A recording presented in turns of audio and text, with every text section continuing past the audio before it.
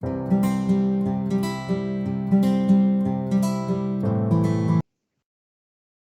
morning, everyone, and welcome to today's episode of Seeblue Smarts. I'm Orla Murphy, and I'm co-founder of Seeblue Marketing. We are the go-to agency for B2B tech businesses looking to drive accelerated business results. Today, we're talking about the return to in-person events, really how brands and marketers are approaching their event strategy in the post-pandemic era. I'm delighted to be joined this morning by Julia Phillips, event expert and owner of Potting Shed Events. Julia, maybe you'd like to introduce yourself and tell us a little bit about your background and career to date. For sure. Thank you ever so much, Orla. Lovely to join you today. So I've worked in the events industry for almost 30 years now, and mainly focusing on the corporate, so the B2B and B2B sectors. But I have done a fair amount of work in the third sector as well, so associations and charities and not-for-profits. Having started 30 years ago, in 2011, I started my own agency. We merged in 2016, and I actually sold my share of that business in 2019. Some people asked whether I had a little crystal ball, but no, sadly I didn't. And Potting Shed Events was born in June of last year, just as events were sort of coming back to life, really. So yes, just on the crest of that wave. Wonderful. I think we all wished we'd had a crystal ball. We do, absolutely. And even so, I'm not sure we would have foresawn exactly what was coming down the line. So.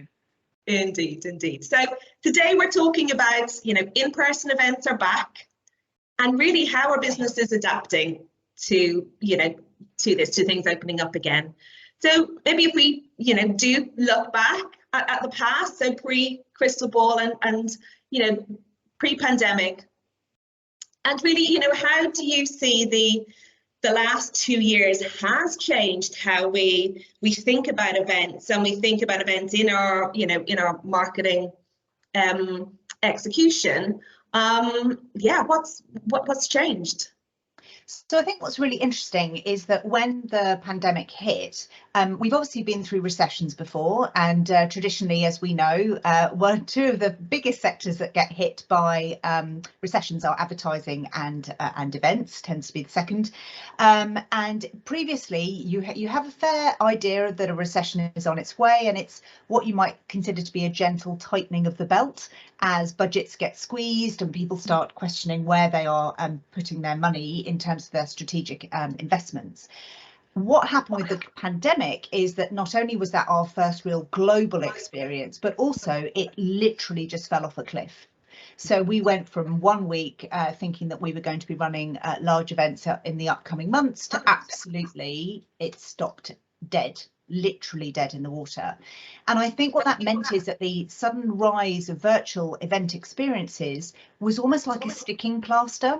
So I think for the first 6, 9, maybe even 12 months of the pandemic, all virtual events that were being put in place were, oh, it'll do. We just need to get our message out there. We just need to find a way of adapting, and so on and so forth.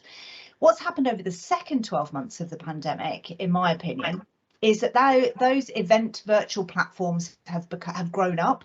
They've become far more flexible. People are far more comfortable with them. And so now, whereas before we were very much, let's just get it done, let's get something out there, anything will do, we just need to speak to our people or to our customers or whatever. Now there's a much higher level of expectation in terms of what those platforms are going to deliver, how we're going to engage. And so the request to event agencies has really changed from that kind of immediate knee-jerk reaction to actually now virtual events are part of our strategy, whether that's virtual, in-person or hybrid events. They form part of the conversation over the event strategy, and I think that is going to form a lot of the conversation going forward. I don't think we're ever going to go back to a day now where it's purely live events and virtual events aren't even considered as a question mark. Yeah. And what have you seen in the last 2 years also in terms of people attending events? So we've got the organisers and then we've got the participants. Sure. How has that changed? And maybe will change? Yeah, and I think so initially, obviously, there was just nothing. And then there was this sort of virtual world that we were all part of. The challenge always with a virtual event, a true virtual event, where everybody is on screen, is that there's been a lot of chat recently, but I think it was coined very early on in the events world about Zoom fatigue, and obviously other platforms are available. But this idea of having, being on a screen all day, every day, often you're not, obviously we're being recorded in terms of video, but often that your screen is hidden. So you could be doing 1,000,001 other things. You could even be getting on with your own work. If you're muted, you can still be typing away and so forth. So capturing people's attention, I think, was really, really tricky. As we opened up in the middle of last year, there was a huge reluctance, I think, to attend corporate events, number one. And number two, there was a huge reluctance from companies to mandate that people attended events. And the example I always use to my clients is, if you have colleagues who are unwilling to attend a friend's wedding because they feel that they're too risk averse and they feel that's a step too far, they're very unlikely to be comfortable to sit in a conference room in a small meeting, or even in a large conference space or at an exhibition. And so until we see that kind of reassurance in terms of public events, we saw festivals last year, for example, attendance was down at festivals. Until we've got that kind of, in my own time, I'm happy to spend time with other people, I don't think we're going to see that return to live events. That's what I would have said 6 months ago. Now I think we've moved on again. We've got weddings going on all the time. We've got christenings, bar mitzvahs, you name it. Those kind of events are happening. Festivals are booming again this year, and I think there is a real need for people to get together. We held an awards event in Liverpool last week on behalf of an association client, and of just over 300 people, we had only 7 declined to attend, and that was because they had COVID.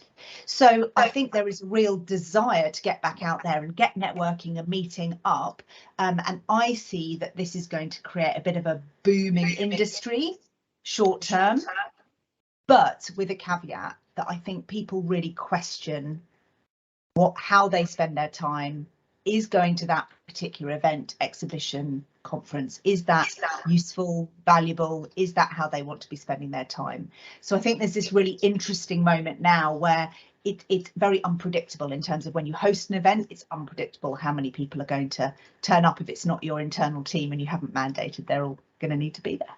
Yeah, it's interesting, isn't it? Because I think you've covered the spectrum of the last 2 years. So everything closed down, let's shift everything virtual. It'll do. From a participant point of view, I'm not traveling anymore. I can join all these things virtually.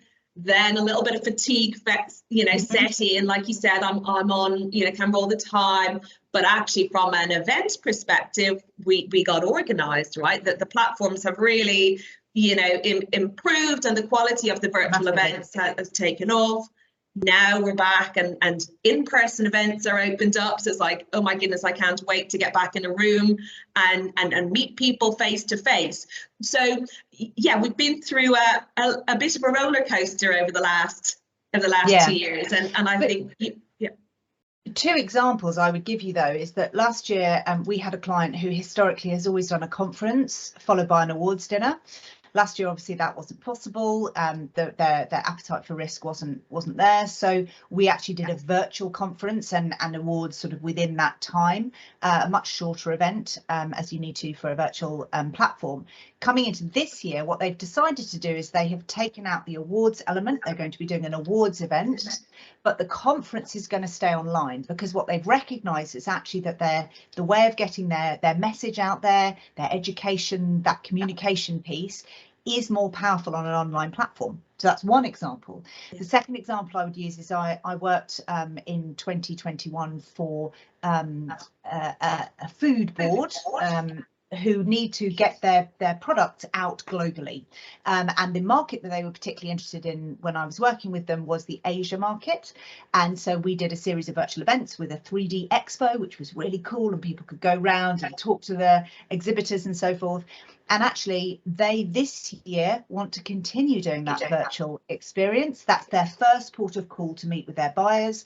And then if their buyers have a certain number of meetings and there is interest and so forth, then they will invite the buyers to come over to the country to visit and to really meet the suppliers in person. So it's almost like a first round of screening, I suppose, if you will. So this is where I think it's going to start to get interesting, is actually we're never going to lose it completely. What elements are we going to take forward? What elements are powerful? What elements add to that communicate, motivate and educate message that every event should have? Yeah, which I was going to ask you about, your thoughts on the trends and behaviours that we see moving forward. But I think you've largely answered that in terms of it's that hybrid mix and people making decisions about what's actually right for my intended audience, whether that's purely virtual or a in person or a combination of both. And Absolutely. Is that something that you would see continuing long term? I think so, yes. I think the other thing that we've obviously seen is we've seen this big scattering of people as they've left the big cities and they've moved out and so forth. So actually there's a personal cost element now as well in terms of attending events, perhaps that wasn't there before. We haven't yet seen many organisations in London, for example, mandating that their colleagues are there 5 days a week. There are some mandates that people need to return to the business, but not necessarily 5 days a week in the office. And that will change the landscape again in terms of how people are expected to and how they wish to behave around events. And I suppose the trickiest element that we're not really seeing yet is that event marketing piece, in the sense of, if you are a brand and you are exhibiting, how are you going to know how many people are going to be coming through that door? What footfall are you going to get of the people that come? Are they going to be the right people for you? And that is something that I think can only really be analysed retrospectively. So really we need to get through the next 6, 9, 12 months and then retrospectively look at how the trends have changed. But I think for the minute, what event marketeers probably need to be considering is, do they need to hold the event? Do they need to be really clear about what they want to get out of the event? And we come back to this age-old question, which has been posed for years and years and years, long before we even knew that COVID was a thing, on measurement. So how do you measure the success of an event? And as ever, the message needs to be, you need to be really clear on how you're going to measure it before the event happens, and then how you honestly value and measure it afterwards. Still, event marketing is mainly around brand awareness rather than necessarily action taking. So it's how do you measure that slightly, it's very subjective rather than an objective thing to try and measure. Yeah, I think measuring the ROI of events is always an interesting topic, right? So if you bring it into the world of lead generation, and from a marketer's perspective, that in many cases is how events have been considered, right? So particularly trade shows, and I'm there, I have a stand and a presence, I'm looking at scanning as many badges as I can and feeding the lead generation machine. And actually that's formed a large part of, historically, KPIs for the marketer, rightly or wrongly, because I think you've correctly pointed out. So I would agree with your view that the role of events is very much at that brand awareness and consideration layer. And from a marketer's perspective, the last 2 years has really allowed us to really understand where events play and look at, if we're trying to fill a lead funnel, what other activities do I need to do? Because events were taken off the table. And actually, I think it has helped the conversation move forward, that we look at the role of events in brand building, brand awareness, but actually look at generating demand and engaging customers in active sales conversations, maybe through other marketing channels and activities. So I think that's, from my point of view, a marketer's point of view as well, it's the last 2 years has been really beneficial in understanding the impact. I'm also keen on the point you mentioned about, looking at, am I getting the right people to events? And, you mentioned it's something we will need to look back on retrospectively. And I think I agree also that initially everyone is going out with this, we're released, I can go talk to people, and actually there's probably a nice window in the short term of engaging really high quality conversation, sales potential conversations. But I don't know if you'd agree that, we'll need to look at over 9-12 months, actually, how does that data normalize, and how do people view events? Yeah, absolutely. And I think we have seen this before in other recessions. I'm slightly reluctant. I realise that pandemic wasn't exactly a recession. That may, of course, yet to come. Yeah. But we have seen this happen time and time again, where we almost in events hit the reset button.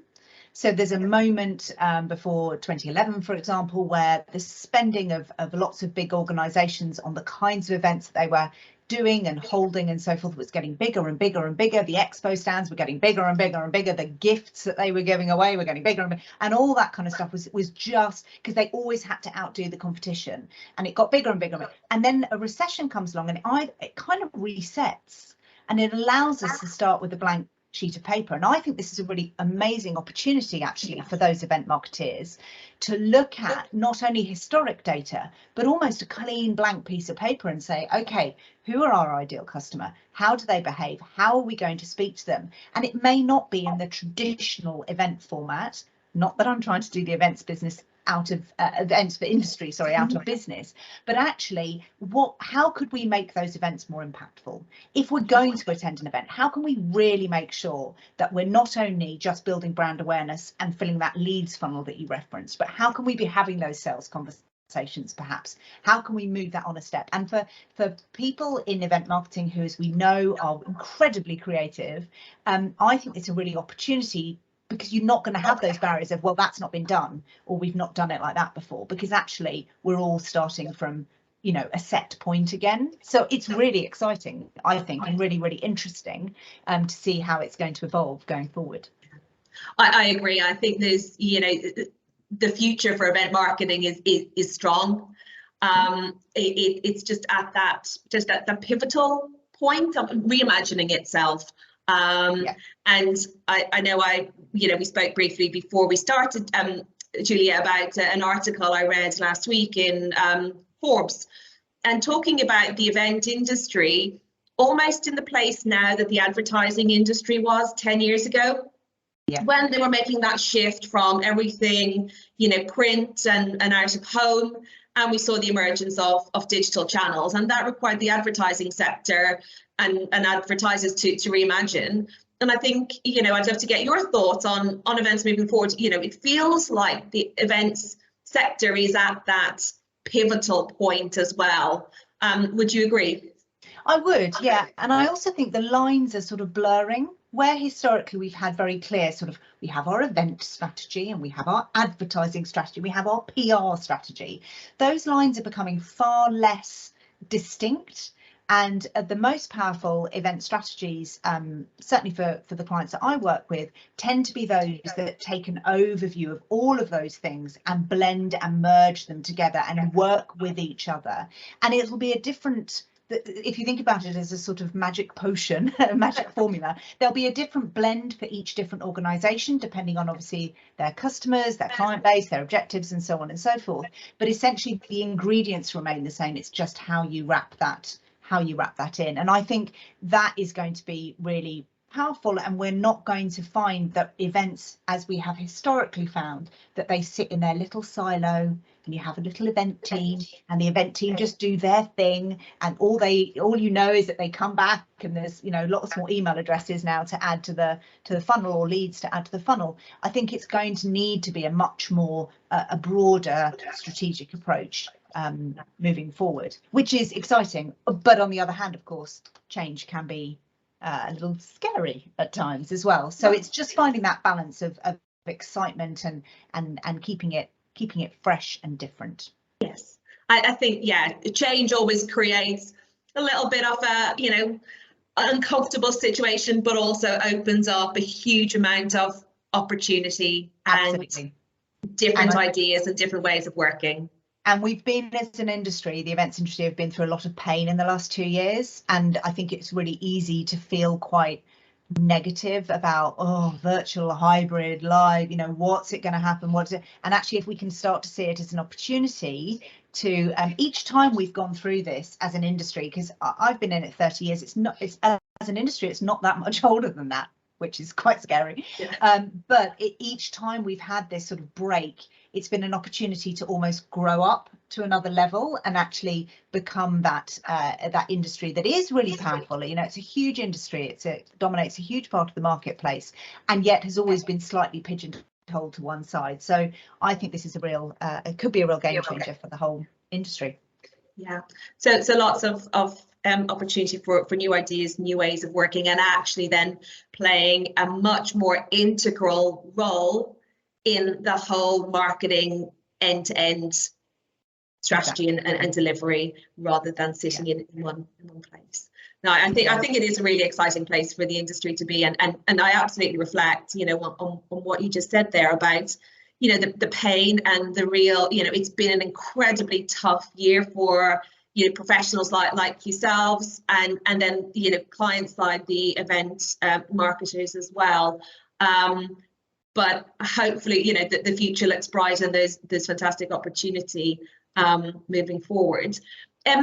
Just kind of closing out, I guess, Julia, what sort of tips, what advice would you give? So with all this, potential ahead of us, what tips would you give to an event marketer, or indeed a wider marketing team, thinking about how they can embrace and capture the full potential that events have to offer?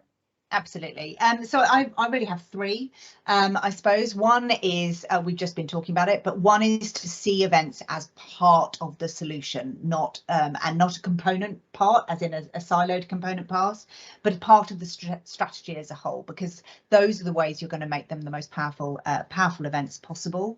Be really clear on how you're going to measure. How are you going to measure what an event does? And be really honest about that feedback. We're not all going to get it right now.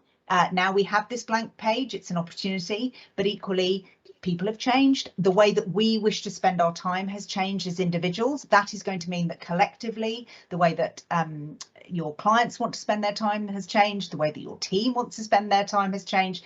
So we're not going to get it right. So we need to make sure that we're being really honest in our measurements.